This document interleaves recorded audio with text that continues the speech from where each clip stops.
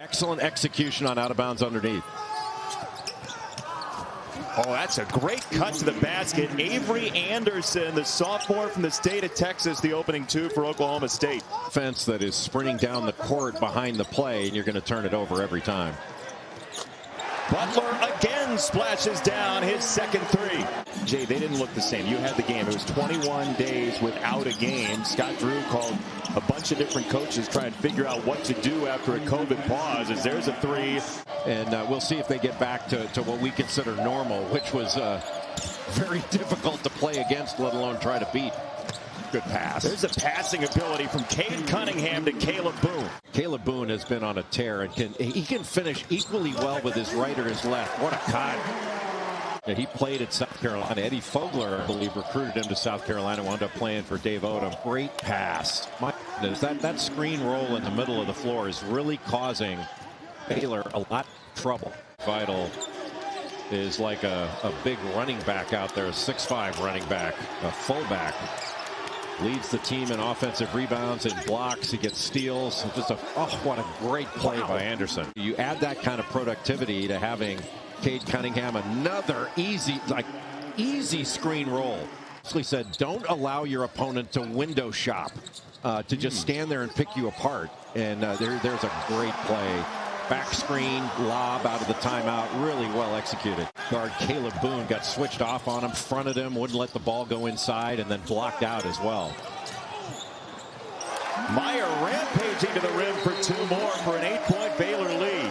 And draw some defensive attention. Now Matthew Meyer has switched off on him, and he's taken that on, and a really nice move to get to the middle of the floor and then spin back. It's like one-on-one basketball, but it's just smart basketball to attack the matchup you want. Mike Boynton wondered this morning how they would handle the switch as Meyer responds after getting beat by Cunningham. Meyer's got 9.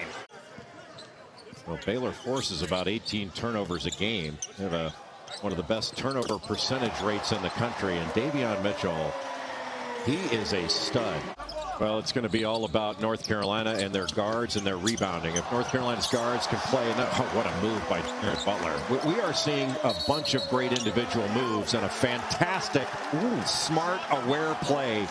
Oklahoma State 8 free throw attempts. Baylor is 5 for 13 from 3 to the tune of an 8-point lead after winning the Big 12 regular season championship on Tuesday. Oh my, a hammer from Butler. Worried about the ball screen, got past Moncrief and not Moncrief, excuse me. The legs are there. You can see it tonight. There's a lot of bounce in the step of the Baylor Bears, number 3 in the country, maybe going on number 2 again, as Meyer gets the flyby and drops it in. Mike Boynton has a tremendous recruiting class, not only this year, but also coming in. Beautiful pass down low. When I came out of the game as a player, I would have loved to have this kind of bench distance to stay away from the head coach, who usually wanted to yell at me for everything I did. I believe that now simply based on the decisions that you outlined before, Georgia Tech and South Carolina. Yes, I think based on the punishment of South Carolina and a competitive one, and really it's not just Cade Cunningham that decided to come to Oklahoma State despite the sanctions. What a great shot. Oklahoma State has clawed its way to a 2-possession game in this one, and the zone has been helpful. Meyer down low and a great thread through from Mitchell. How would you clean up the rule, Jay? I would make it more difficult. I would move it to the gather, that you have to be established on the gather rather than from the time you leave the floor.